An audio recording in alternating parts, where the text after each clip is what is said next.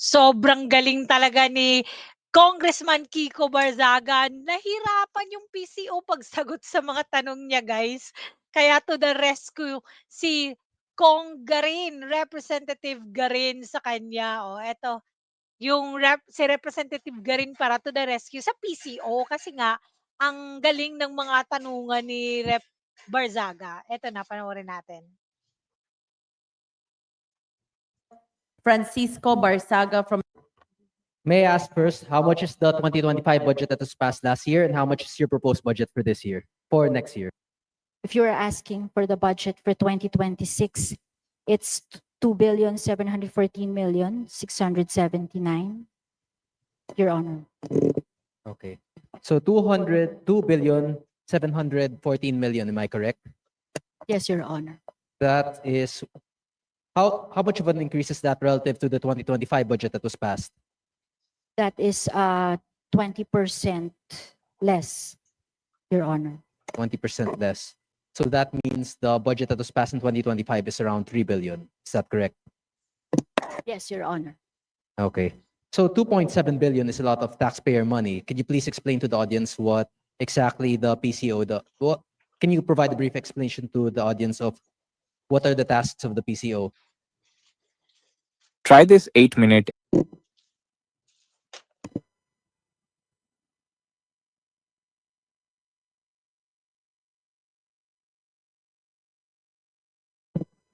Your Honor, the PCO is the President's arm in promoting transparency and accountability in his policies, as well as, they serve as the window to show his most important future plans. They ensure that all regions in the country have access to commercial media, and they provide the vital information for all the help the public can get for the government's policy. Mhm. So is it purely for domestic or also for international purposes? For both, Your Honor. For both. Okay. And as you previously mentioned in one of the previous interpellators, there is a need for the budget due to ASEAN. What exactly will you be doing there? We are gunning for a seat, a non-permanent seat, because a UN Security Council seat, we could gain substantial influence by participating directly in decision-making in pressing global issues. We can the country can have a platform to advance its foreign policy objectives and promote our national interests within the global security framework, which is very, very important for the issues we face now, Your Honor. So the purpose of it is for the UN Security Council seat. Will it be done through ASEAN?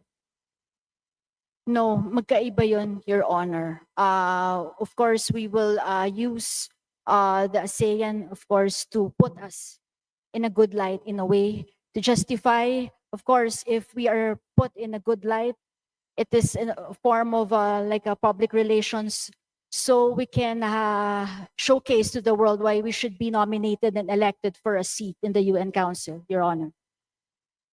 So the ASEAN is the necessary initial step in our country's publicity on the international stage, which would lead to a higher chance of getting the UN Security Council seat.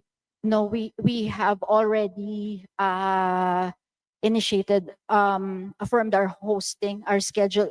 We are really scheduled to host for the ASEAN for 2026, Your Honor. And on what basis are you stating that hosting the ASEAN would increase our chances of getting a UN Security Council seat? Sorry, Your Honor, can you repeat your question? On what basis are you assuming that hosting the ASEAN and providing a successful event for the ASEAN will increase our chances of getting a UN Security Council seat? There's no assurance, complete assurance, Your Honor, if that is what you're asking. The ASEAN next year is a different one than for our bid for the UN Security Council seat. we are just putting our country in a good light, of course.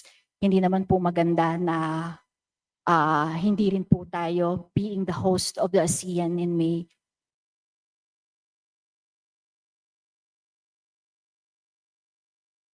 Hindi rin po maganda na hindi naman po natin ilalagay ang sariling atin in the best possible light po, Your Honor.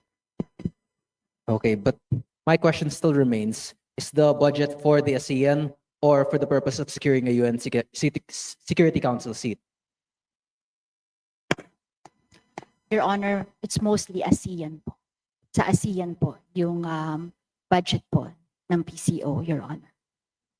So the potential of securing a Security Council seat is only speculation, it's only a bonus if ever we were to succeed.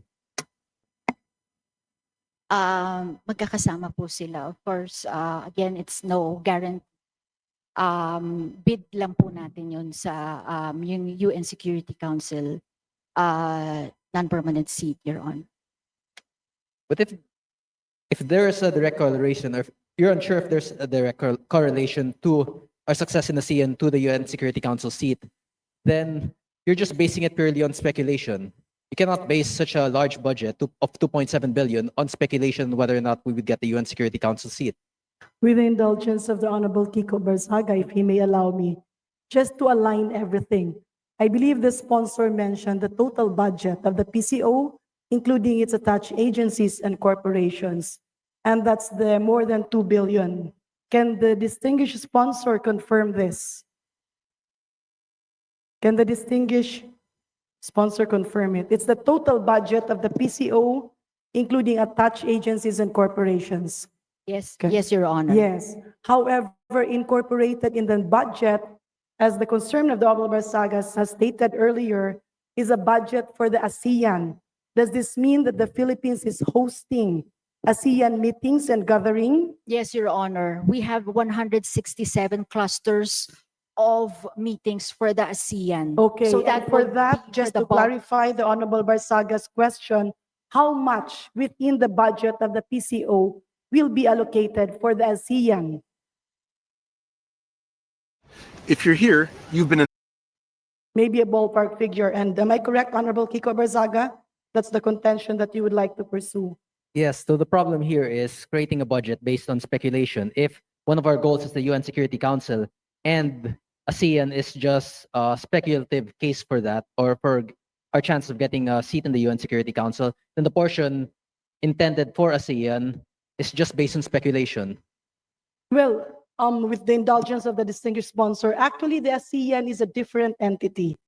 The UN Security Council is a seat that every country aspires, but there's no corresponding budget for that. The ASEAN is a platform where all governments can talk to each other, lobby with each other, and put forward the interests of our country above our neighboring ASEAN countries. That- Distinguished sponsor, please That is proceed. correct. For clarity, the Deputy Speaker has clarified everything, Your Honor. Okay, so it's completely separate, that our purposes for hosting the ASEAN is not directly connected to our desire for UN Security Council seat. Am I correct? Can you repeat that again, Your Honor? Sorry. Our purposes and our budget Sabi ni allocation for the Garin, oh. hosting of ASEAN is not directly connected to Sabi ni Garin our kay, desire for ano, UN Security PCO. Council seat. That is correct, Your Honor. Okay. That is a different occasion, Your Honor. It's a different. Okay. What percentage of the PCO proposed budget would be spent on ASEAN?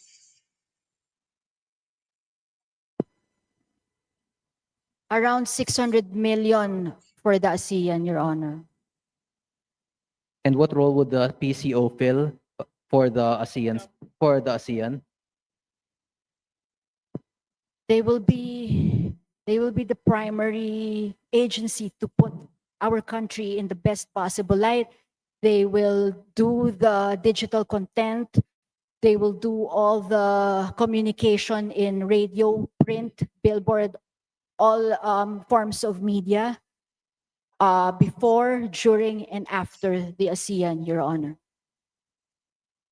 And primarily, the large percentage of the expenses there would be through advertising. Am I correct?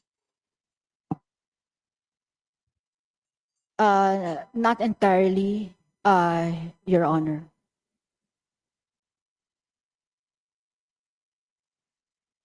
What percentage would be through allocated to advertising for the CN? With due courtesy to the Honorable Barzaga, maybe the distinguished sponsor can explain that this budget encompasses all the trainings, meetings, the representations, as well as how To the our rescue country palagi will si Garin. package, how PCO will package our country and position it Yeah. against our neighboring. Yes, Your Honor, we will have all kinds of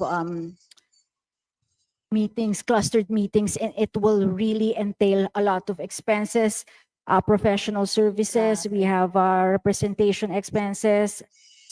And international media will come in. International media centers will be put up. Ang gasto naman para sa meeting lang, sobrang gastos. So that will constitute the bulk of all that expense, Your Honor.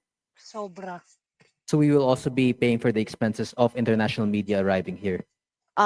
Your Honor, we will be the hosts. So it's automatic that we will, of course, be as the hosts. We will have to do Just- expenses for that. And how much are we expected to spend on that? As was said, Your Honor, as I mentioned, advertising expense, representation expense, media clusters, a lot of media cluster groups will be conducted. International media will come in. Those kinds of things, Your Honor. Just to clarify, the international media coming in are guests. We don't pay for them, we don't spend for them, but we provide food for them. This is that And- the For the Secretary. International Media Center, Okay. Deputy Speaker, Your Honor. So basically the ASEAN is a platform to put forward all the interests of our country, including collaboration. And we laud the distinguished sponsor. Yes, Your Honor. Yes, Your Honor. The Deputy Speaker has put some clarity in all that, Your Honor. Okay, thank you. That would be all. Thank you, Madam Speaker, and thank you.